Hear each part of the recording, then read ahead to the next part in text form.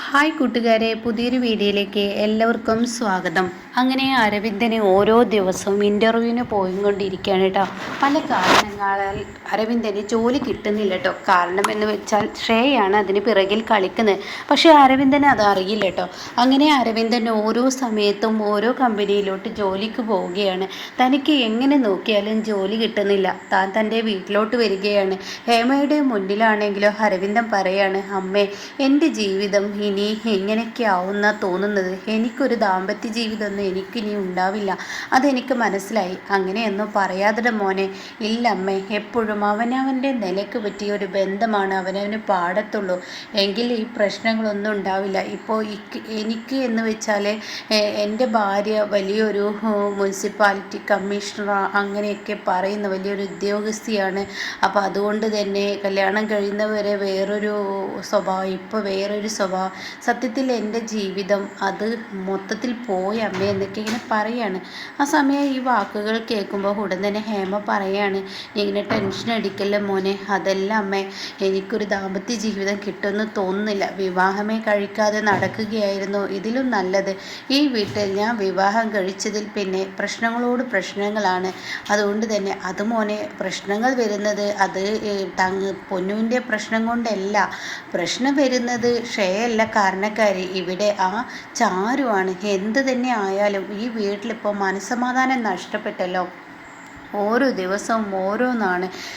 എൻ്റെ ഭാര്യയാണെങ്കിലോ എനിക്ക് കീഴ്പ്പെട്ട് തരുന്നുമില്ല. എൻ്റെ ജീവിതമൊക്കെ പോയി എന്ന് പറയട്ടോ. ഈ സമയം ഹേമ പറയണ, മോനെ നീ ഇങ്ങനെ തളരരുത്, നീ എന്നും ഇങ്ങനെ ജോലിക്ക് ശ്രമിക്കുക എന്ന് പറയുന്നു കേട്ടോ. അങ്ങനെ അരവിന്ദൻ കുറേ ഇൻ്റർവ്യൂവിന് പോവും.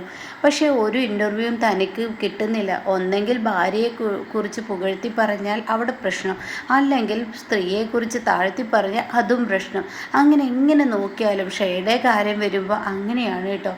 അങ്ങനെ ഷെയെ ചോദിക്കുകയാണ്, അല്ല അരവിന്ദ, നിനക്ക് ജോലിയൊന്നും ഇനി കിട്ടത്തില്ലേ? ജോലിയൊന്നും ഇല്ലേ?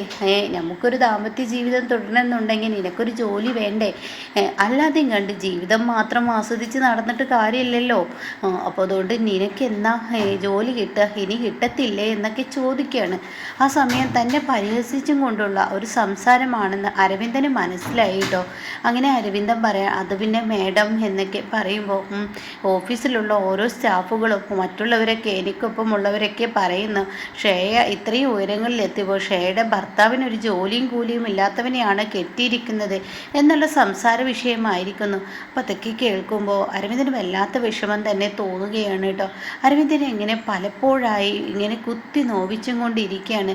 പറയാതെ പറയുന്ന ആ ഒരു ലെവലിലുള്ള പരിപാടി ഇവിടെ അരവിന്ദന് മുന്നിൽ ഇങ്ങനെ നടത്തും. ഇതൊക്കെ ഹേമയോട് വന്ന് പറയും. അപ്പം ഹേമയാണെങ്കിലോ, എടാ അരവിന്ദൻ, നീ അത് തെറ്റായി എടുക്കല്ലേ, അവൾ പറയുന്നതിലും കാര്യമുണ്ടല്ലോ. അവൾ ഇത്രയും വലിയ ഒരു ലെവലിൽ ഇരിക്കുമ്പോൾ നീ ഒരു ജോലിയും കൂലിയും ഇല്ലാതെ തേരാ പാരാച്ചിട്ട് നടക്കുമ്പോൾ ഓരോരുത്തരായി ഇങ്ങനെ ചോദ്യം ചെയ്യും. അത് ഈ നടപ്പാണ്, നാടിൻ്റെ ഒരു ഇതാണ്. അത് നമ്മുടെ സമൂഹത്തിലൊക്കെ ആളുകൾ ഇങ്ങനെയാണ് അരവിന്ദ. അതുകൊണ്ട് ഇനി എങ്ങനെയെങ്കിലും ശ്രമിക്കുമെന്ന് പറയണ കേട്ടോ.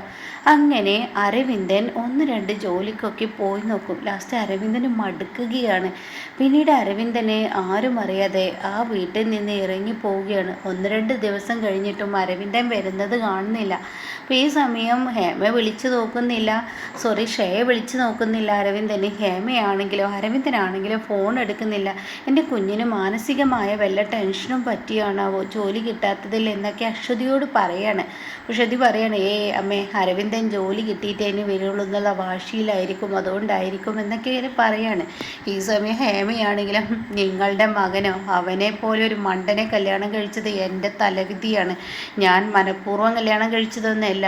എനിക്ക് ഈ വീടിൻ്റെ നാശം വിതക്കണം, അതിന് വേണ്ടിയാണ്. അല്ലാതെ ഒരു മനുഷ്യൻ നിങ്ങളെപ്പോലെയുള്ള ഒരു നിങ്ങളുടെ മകനെ കല്യാണം കഴിക്കത്തില്ല എന്നൊക്കെ ഹേമയുടെ മുഖത്ത് നോക്കിയിട്ട് മനസ്സിലിങ്ങനെ ശ്രേയ പറഞ്ഞും കൊണ്ടിരിക്കുകയാണ്.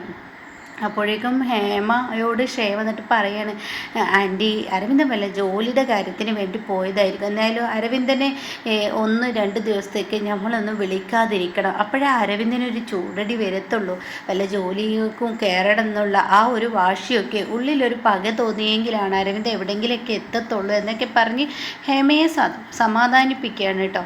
പറഞ്ഞതുപോലെ തന്നെ അരവിന്ദൻ്റെ ഉള്ളിൽ വാശിയായി പകയായി. ആ ഓരോ ദിവസവും ഷേയുടെ വാക്കുകൾ അത് വല്ലാതെ മുറിവേൽക്കുകയാണ്. തന്നെ താഴ്ത്തി കെട്ടുകയാണെങ്കിലോ അത് എവിടേക്കോ തന്നെ കുത്തുന്നതായിട്ട് അരവിന്ദന് തോന്നുകയാണ്. അങ്ങനെ അരവിന്ദൻ ഒരു ജോലിയുടെ ഇൻ്റർവ്യൂവിന് വേണ്ടി പോവുകയാണ്. അങ്ങനെ അരവിന്ദൻ അവിടെ നന്നായി തന്നെ അവർക്ക് മുന്നിൽ സംസാരിക്കുകയാണ്. ഓരോ വാക്കുകൾക്കും അരവിന്ദൻ കറക്റ്റ് മറുപടി തന്നെ കൊടുക്കുകയാണ് കേട്ടോ. അങ്ങനെ അരവിന്ദന് ആ കമ്പനിയിലെ മാനേജറായി തന്നെ ആ ഒരു ഇതിൽ കിട്ടുകയാണ്, ആ കമ്പനിയിൽ ജോലി കിട്ടുകയാണ്. ഇത് അരവിന്ദന് തന്നെ വിശ്വസിക്കാൻ കഴിയുന്നില്ല. അവർ പറയാണ് തന്നെ സെലക്ട് ചെയ്തിരിക്കുന്നു എന്ന് പറയാണ്. സമയം അരവിന്ദന് വിശ്വസിക്കാൻ കഴിയുന്നില്ല. അരവിന്ദൻ തന്നെ പലവട്ടങ്ങളായി നുള്ളി നോക്കുകയാണ്, ഇത് സത്യമാണോ എന്ന്. അപ്പോൾ ഉടൻ തന്നെ അവർ പറയാണ്, എന്തായാലും 2 ദിവസത്തിനുള്ളിൽ നിങ്ങൾ കയറിയിരിക്കണം ജോലിക്ക്. എന്തായാലും നിങ്ങളെ പോലെയുള്ള ഒരു സ്റ്റാഫിനെയാണ്, ഒരാളെയാണ് ഞങ്ങൾക്ക് വേണ്ടത് എന്നൊക്കെ പറഞ്ഞിട്ട് അരവിന്ദനെ പറഞ്ഞു വിടുകയാണ്.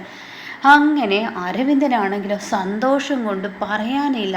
ഒരുപാട് സാധനങ്ങൾ അരവിന്ദൻ വാങ്ങുകയാണ്. ലഡു മേടിക്കുന്നു, മിഠായി മേടിക്കുന്നു, അങ്ങനെ മധുരമുള്ള ഒരുപാട് സാധനങ്ങളും മേടിച്ച് അരവിന്ദൻ ഒരു ഓട്ടോയിൽ വന്ന് ഇറങ്ങുകയാണ് കേട്ടോ. ഈ സമയം ഷേയ ആണെങ്കിലോ ഉമ്മറത്തിരിപ്പുണ്ട്. അപ്പോൾ ഷേയ ആണെങ്കിലോ ഇവന് വരുന്നുണ്ടല്ലോ, പോയത് തിരിച്ചു വന്നിരിക്കുന്നു, എവിടെയോ ഒന്നും കിട്ടിയിട്ടുണ്ടാവില്ല. കിട്ടാതിരിക്കട്ടെ ഈശ്വര, എനിക്ക് എൻ്റെ പക, ഈ കുടുംബം തകർക്കുന്നത് വരെ അവനൊരു ജോലിയും കിട്ടരുത് എന്നൊക്കെ പറഞ്ഞിരിക്കുമ്പോൾ അരവിന്ദൻ കാണാം ഒരുപാട് ബോക്സുകളുമായി കയറി വരുന്ന കേട്ടോ.